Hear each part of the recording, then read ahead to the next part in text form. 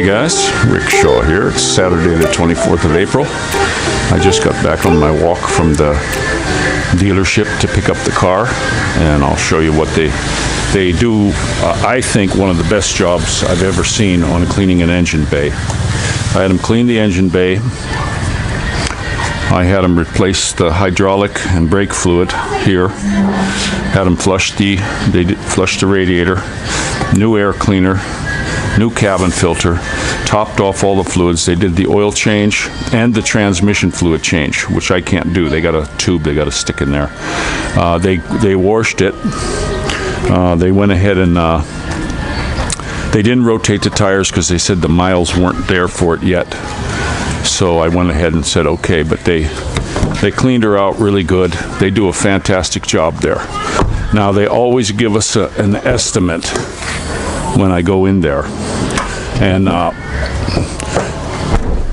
it's always less when you go to pick the car up. So they went ahead and it wound up costing me. I just did the calculation on the exchange for today. I have a little app on my phone that gives you up to the hour exchange rate, and it came out to $203 and a couple cents for all this work. Now, somebody left a comment on there about they thought that was expensive, but I don't think it's expensive. When I had my pickup truck in California, when I give it away, and then but I didn't want to give it away not set.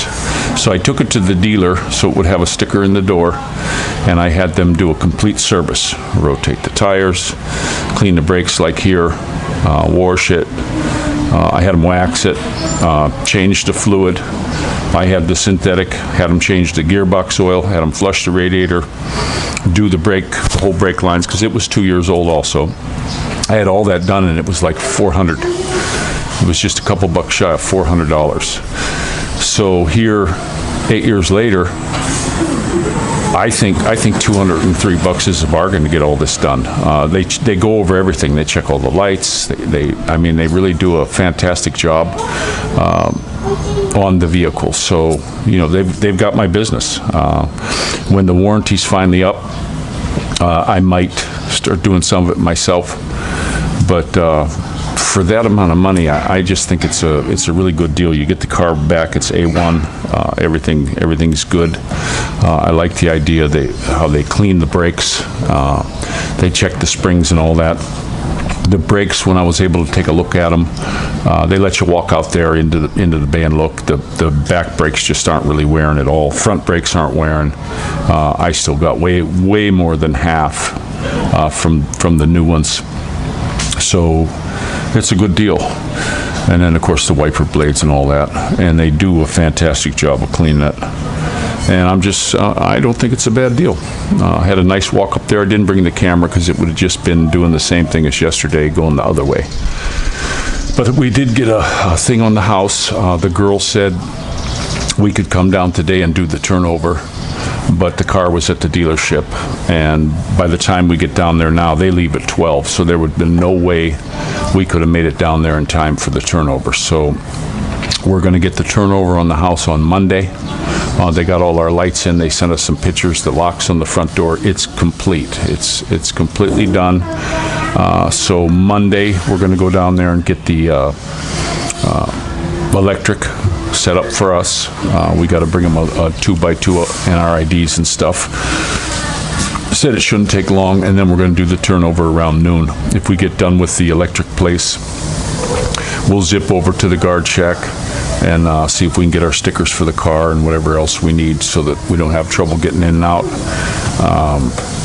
And then we're going to start moving. I'm going to actually load up the car tomorrow night. I have all the new stuff for the kitchen, all the pots and pans and everything. What I want to do is get it all into the house, opened up, just take it out of the boxes, stick it in the cupboards for now. And that way I know what I got, and we'll see what we have to bring here. I have a couple pots here that I've had. That one big pot I do spaghetti in. I've had that pot for 25 years. I'm not giving it up. My cast iron skillet, we actually left it at our old house, but I picked up a new one here. It's not a Lodge, but I picked up a new one. And, I got to have my cast iron, so that's going. we're going to have to figure out places where we can hang them. I was thinking I'll probably hang a lot of stuff on the cupboard doors, and also not heavy stuff, but on the wall there by the panel, I might just get like a plastic board or a pegboard or something I could put up there where I can hang the pots and pans and utensils I need. That kitchen's very small, and we're going to be bumping butts in there. So, but when I'm cooking, I don't like anyone in the kitchen anyway. Just stay out of my way. It was like when Tropical Tim came here. He's like, I got this, and he went about his business in the kitchen, and I stayed out of the way because that's the way I like to do it. He's just like me that way. So that was pretty cool. We still think of that caldereta he made. I call it caldereta, but that was very good. And we actually had quite a bit of leftovers for afterwards, and the kids loved it because it's different than Faye's style. His was more tomatoey based, and it was really good. We enjoyed the heck out of it, and he paid for everything too. He went to the store, wouldn't let me pay. Nope, I got this, and he did all the cooking and even the cleaning of the pots. That was so cool. It's nice to have a house guest like you, Tim. Just loved it. I hope after we get moved, you guys will be able to come down for a visit. Hope your sweetie gets in town real soon. I don't like the idea that they conned everyone into getting the vax, saying it's going to make you travel, and then all of a sudden you can't. You still can't. CDC released a report that it won't, if you get the vax, it won't keep you from getting it. It won't keep you from spreading it. It doesn't allow you to stop wearing a mask, and it doesn't stop you from social distancing. So what's the point? And it's not helping you with any kind of travel. So I don't understand the point on something that isn't going to affect as many people as they say. This dang test that they're using, they've known it's been faulty for a year, and they keep using it. They're doubling down on it.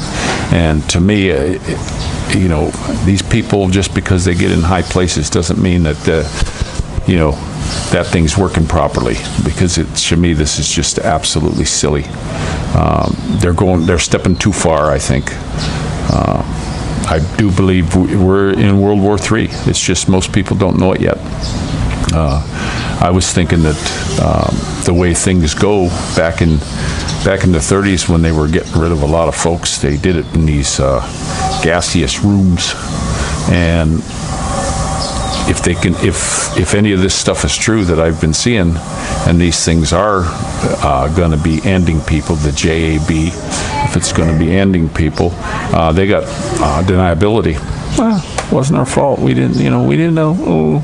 I'm thinking that's what's going on. That Gil Bates, he keeps talking. He had TED Talks, all kinds of stuff on getting the populations down.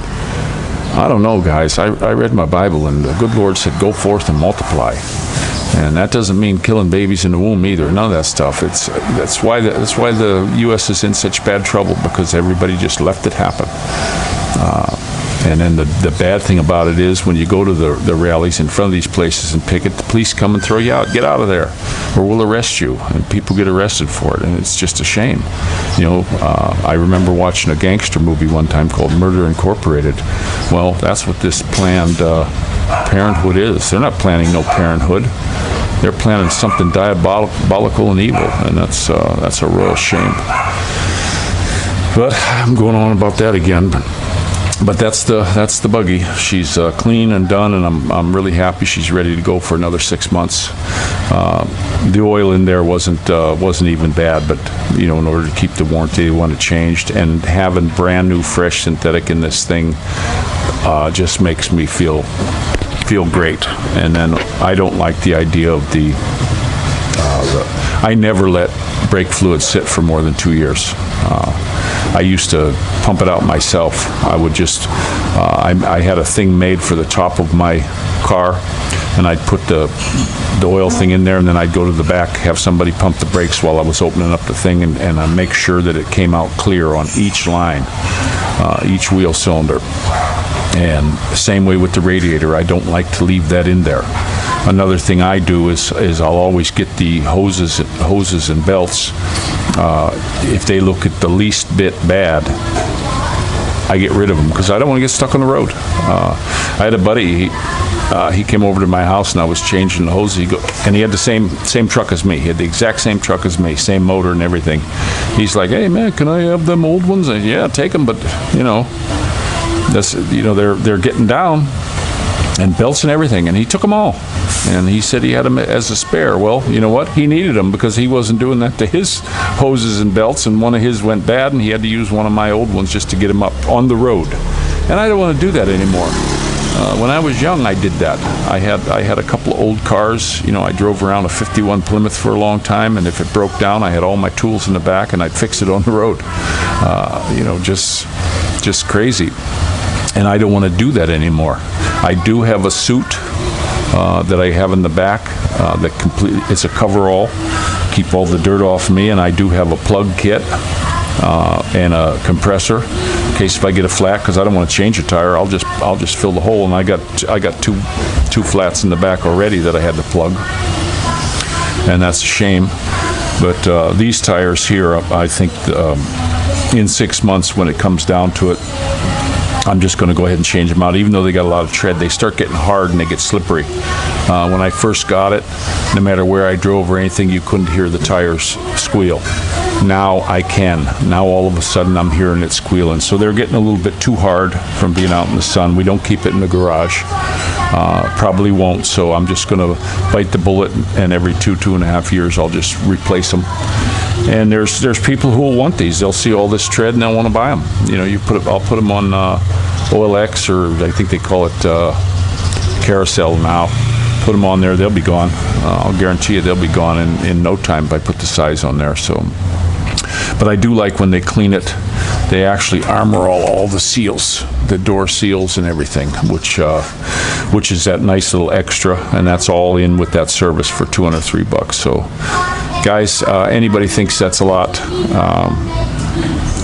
I don't know where you're going to get yours done, because this is one of the cheapest services for what I got ever.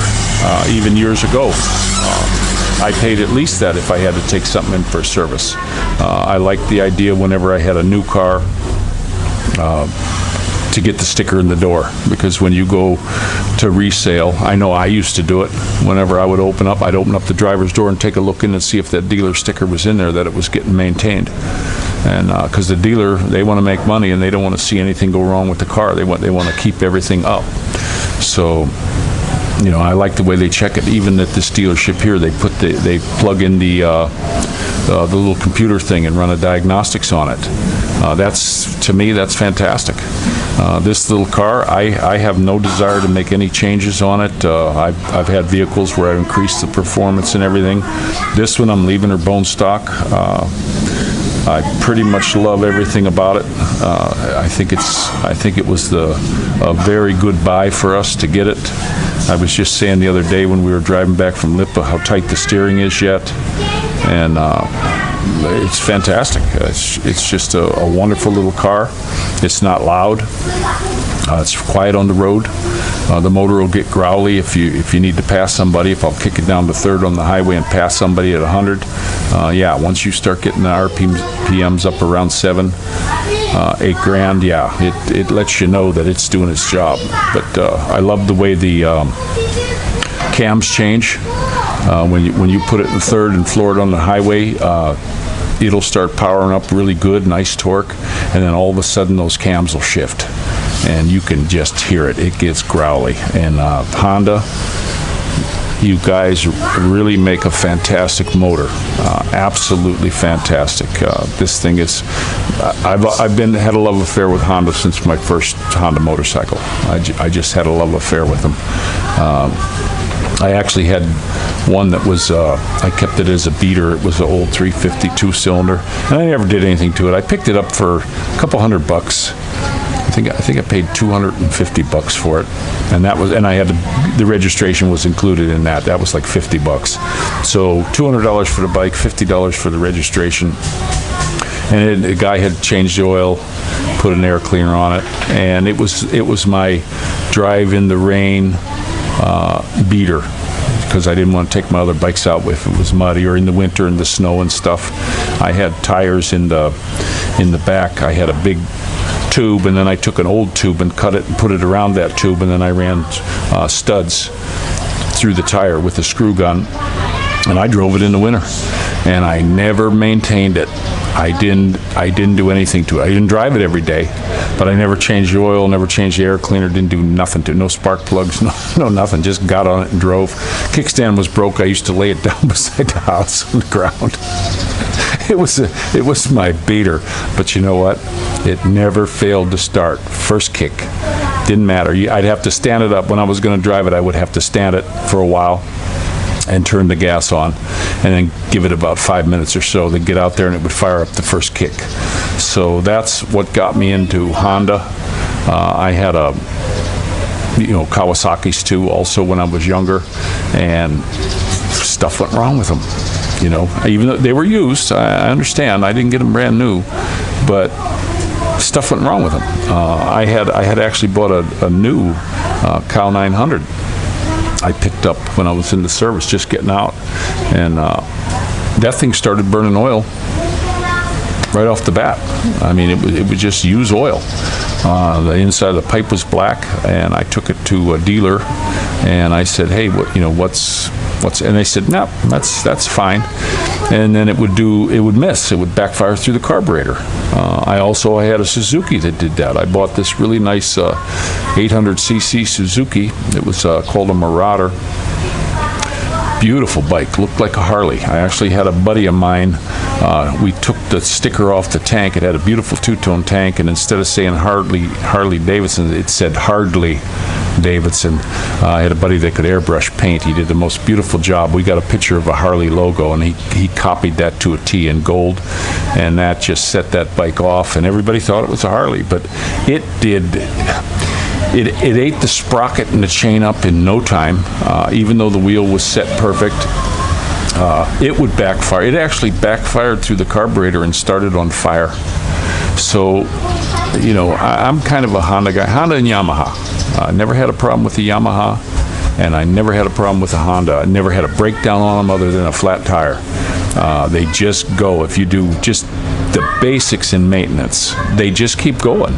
And I've had buddies. I had one buddy who had that Honda, I think it was a 600RR, older one, and then later he got a 900, and he was a black fella, and he was a heck of a rider. Man, this guy could ride. He wasn't a big fella. He was probably only 140 pounds, but I used to be in amazement when I go ride with him, the stuff he could do on these bikes, and he ran them. He ran these things to the red line all the time, and his bikes just kept running because he was on Hondas. Just a fantastic bike. And then that the bike that 900 that he had, he wanted I think it was $1,500 for it after he had it for, he had that thing for about 10 years. And I said, I'll take it. And I bought it, and I had it for a while before I got my Buell. I had that and was bombing it around, and you couldn't tell it from a new bike. When I got it, I did change the tires out, and I changed the sprockets in the chain because they were done. They were done. I changed that. And I got on it, and that motor was just perfect. I actually took it into the Honda dealer and said, "Could you check the carbs for me?" I said, "It's not missing or anything, but can you?" And they put their little thing on it and said, "No, they're pulling a perfect vacuum. Everything's fine with them," and they had never been touched, and the bike was like 11 years old. Just fantastic. But one thing he did on all his bikes that I started doing on mine, he had a screen that went right into the gas tank, a real super fine mesh, and I don't think it was metal. If it was a super soft metal, but it was a screen, and you'd put your gas in there. And that dang thing, when I put it on my bikes, especially when I got here, you'd take that thing out, and there'd be all kinds of little grits and pieces of crap in that thing. You could always tell when you were filling it up when it was clean, and you just had to turn it inside out and shake it out. But when it started getting dirty, and it went down in the tank a good bit, it would take, you'd have to pump the gas in real slow. So I started using those, and that's a really good thing. Plus, I would take my carbs off on the bikes I had here. I'd pull the carbs off and clean them, once every couple months. And easy job, easy job. I loved that Kawasaki Rouser I had because it was angled, so you just pulled it straight out. You just took the one little thing off, pulled it out. You could do the carb in 15 minutes. I just cleaned the bowl out.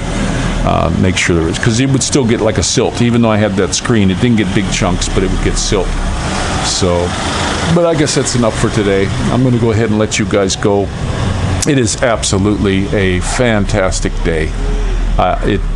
Walking down to the dealer, it was very breezy, so I didn't really get super sweaty. The breeze was blowing, and it's right now. I'm getting air blown on me real good. We got a good airflow going.